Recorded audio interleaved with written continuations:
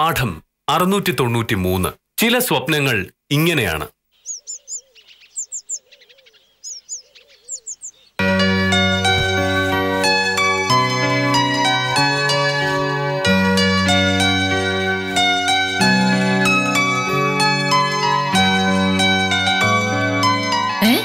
ഇത്ര പെട്ടെന്ന് റെഡിയായോ?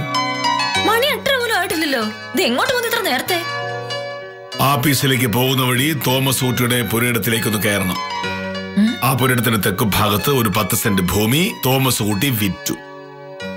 ഞാൻ ചെന്ന് അതൊന്ന് അളന്നു കൊടുക്കണമെന്ന് തോമസ് ഊട്ടി ഒരേ നിർബന്ധം. കൊള്ളാം. വീട്ടിലെ ഒരാവശ്യം പറഞ്ഞിട്ടുണ്ടെങ്കിൽ മോഹനേട്ടനെ സഹായിക്കാൻ പറ്റില്ല. ഇതിപ്പോ പുള്ളിക്കിലെ തോമസ് ഊട്ടിയുടെ സ്ഥലം അളന്നു കൊടുക്കുന്ന കാര്യമായപ്പോ എന്താ ഒരു ശുഷ്കാന്തി. ഇതുകൊണ്ട് എന്തെങ്കിലും പ്രയോജനമുണ്ടോ? അതൊട്ടില്ല താനും. പ്രയോജനം എന്നതുകൊണ്ട് നീ എന്താണ് ഉദ്ദേശിച്ചത്? മോഹനേട്ടന് മനസ്സിലായിട്ടുണ്ടാവുമല്ലോ. ഒരാളുടെ സ്ഥലം അളന്ന് തിരിച്ചു കൊടുക്കേണ്ടത് വില്ലേജ് ഓഫീസറുടെ പണിയല്ല. അത് അളക്കാൻ അറിയാവുന്ന വേറെ ആരെങ്കിലും വിളിച്ചാൽ മതി. ഹാമേ, ഈ നാട്ടിലുള്ള ആളുകൾക്ക് ഇത്തരം കാര്യങ്ങൾക്ക് മോഹനേഷൻ സാറിന് മാത്രമേ വിശ്വാസമുള്ളൂ.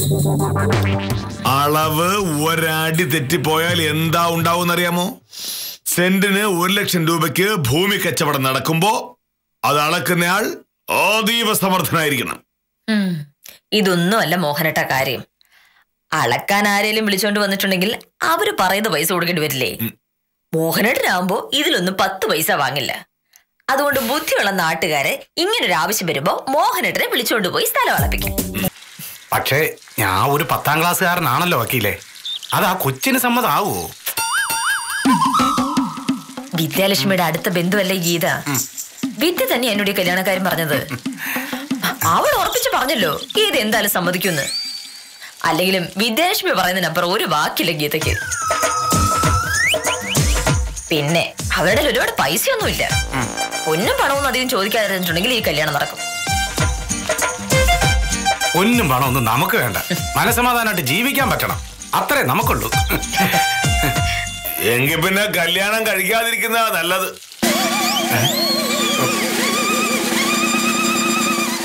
അല്ല, കല്യാണം കഴിച്ച ഒരാളുടെ അനുഭവമായിട്ട് ഉത്തമം കൂട്ടിയാൽ മതി. കൂടുതൽ സിദ്ധാന്തം പറയണ്ട. നാളെ ഉത്തമനോട് പെണ്ണ് കാണാൻ മോഹനോട് വരും. വില്ലേജ് ഓഫീസറുടെ കൂട്ടത്തിലേക്ക് ചെല്ലുമ്പോ ഗീതയുടെ വീട്ടുകാർക്ക് ഒരു സന്തോഷം. എനിക്ക് നാളെ ഓഫീസിൽ പോണം.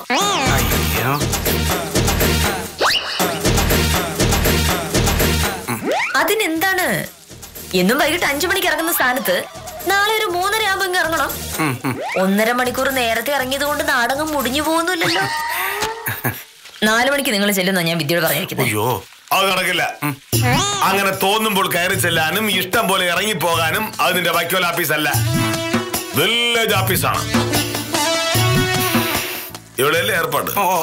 പോയാ മതി, എനിക്ക് തന്നെയല്ല.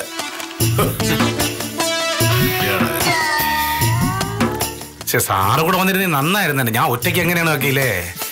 സാരമില്ല ഉത്തമ. ഒരാൾക്ക് നന്മ വരുന്ന കാര്യം പറയുമ്പോ വില്ലേജ് ഓഫീസർ എന്തെങ്കിലുമൊക്കെ ഉടക്കിടാറുണ്ട്. അതാണല്ലോ പണ്ട് മുതലുള്ള സാറിന്റെ ശീലം. ഉത്തമൻ ഒറ്റയ്ക്ക് പോയാ മതി. എന്തായാലും ഈ കല്യാണം നടക്കും. മോഹനോട് പറയാനുള്ളത് ഞാൻ നിങ്ങളുടെ കല്യാണം കഴിഞ്ഞിട്ട് പറഞ്ഞോളാം. അതും ഉത്തമന്റെയും ഗീതയുടെയും മുന്നിൽ വെച്ച്.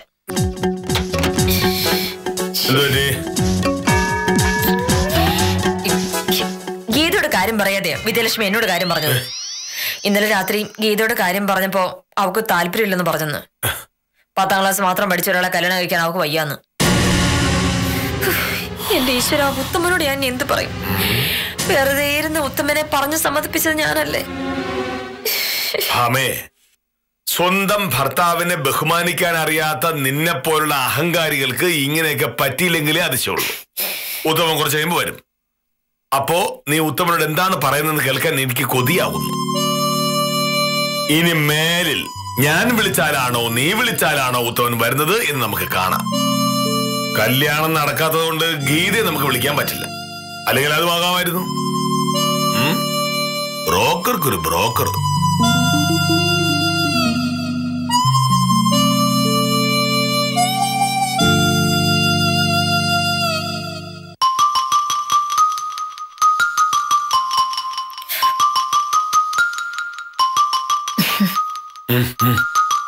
എന്താ ഉത്തമനോട് പറയാ?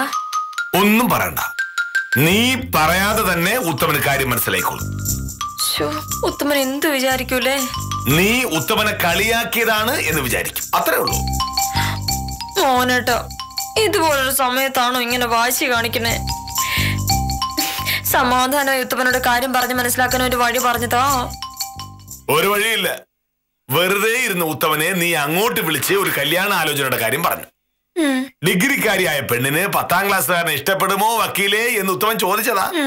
അപ്പൊ നീ പറഞ്ഞു ഒരു പ്രശ്നമില്ല. നിന്റെ വാക്ക് വിശ്വസിച്ച് ഉത്തമൻ നാട്ടിലും വീട്ടിലുള്ള സകലരോടും ആ കാര്യം പറഞ്ഞിട്ടുണ്ടാവും. ഇനി 10ാം ക്ലാസ്സുകാരൻ പോരാ എന്ന് ഗീത പറഞ്ഞ കാര്യം അറിയുമ്പോ ഉത്തമൻ നാട്ടിലും വീട്ടിലും നാണം കെടും. അതോടെ നിന്നോടുള്ള ഉത്തമന്റെ ബഹുമാനം വളരെയധികം കൂടും.